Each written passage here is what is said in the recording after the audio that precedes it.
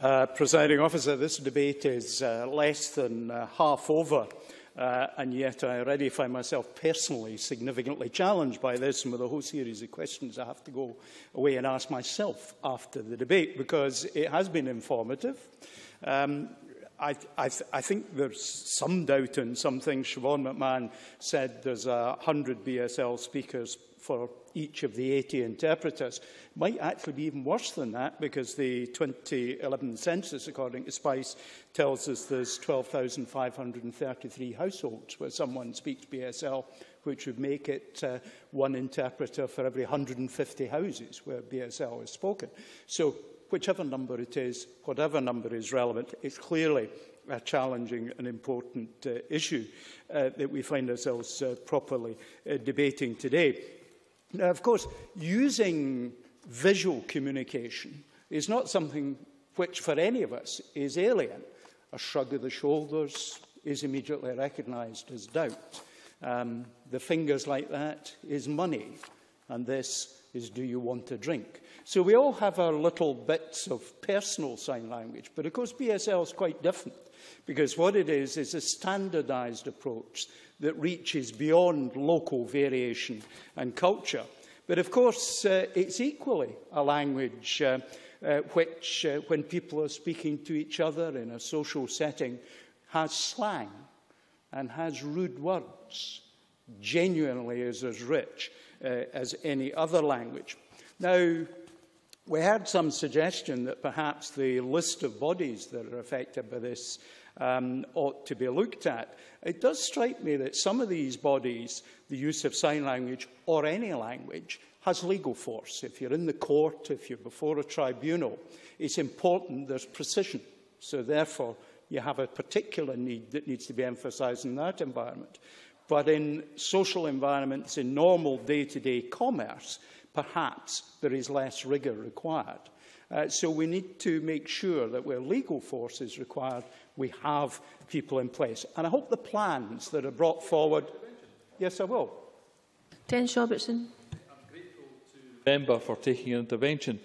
Can I advise the member that the BSL community themselves can usually tell which part of Scotland or any other part of Britain where someone comes from because of the differences in using the language. I was taught BSL from someone from Glasgow, and he had to vary the teaching to take in some of the language differences in Aberdeen. And as it is a visual language, I could present, but I could not receive. Stewart Stevenson. I look forward to hearing the difference between Doric BSL and posh Morningside BSL, perhaps after the debate here. I've one or two things that sort of have come to me as the debate has developed and as I thought about what I might say. For example, is there a standardised sign that we ought to see as part of our future planning saying BSL spoken here, so that people whose first language and preferred language is BSL know where to go? And it should be a very simple symbol, by the way, so that if you're driving a car, you can see the symbol in a glance. The letters BSL might be good enough if they're in a standard format. There's a lot of academic research has been done. Desmond Morris produced a wonderful book called Man Watching, which was essentially about how we communicate visually. And I commend that to others. I, in my journeys to Parliament here, regularly see sign languages. And indeed, I've been watching BSL conversations in the public gallery, which have not attracted the ire of the presiding officer, because they're not intruding as an oral conversation might do into the performance here. People who are visually impaired have huge help, and we can see it. The edge of platforms at railway stations have bobbles, so you know you're reaching them. The same on pavement markings. Buses and trains have oral announcements that help the blind. How much are we doing for people who are deaf? So much less. So I think it is absolutely important that we look at this as something where there is a category of people in our community, of people with a particular language, who have been significantly neglected compared to others. When I was a youngster in our Sunday school, we actually were taught some BSL. At least I think it was BSL, certainly sign language of some kind. Alas, not a shred of that survives into my adult life.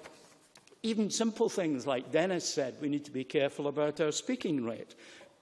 Well, over the nearly 500,000 words I've contributed to parliamentary debates since I came here in 2001, I'm averaging 131 words a minute. Do I really need to slow down? Can I speed up? And of course, as Dennis, in a little aside a minute or two ago, explained to me, there isn't an exact map of words between the languages. He told me that, for example, BSL doesn't have a word for if.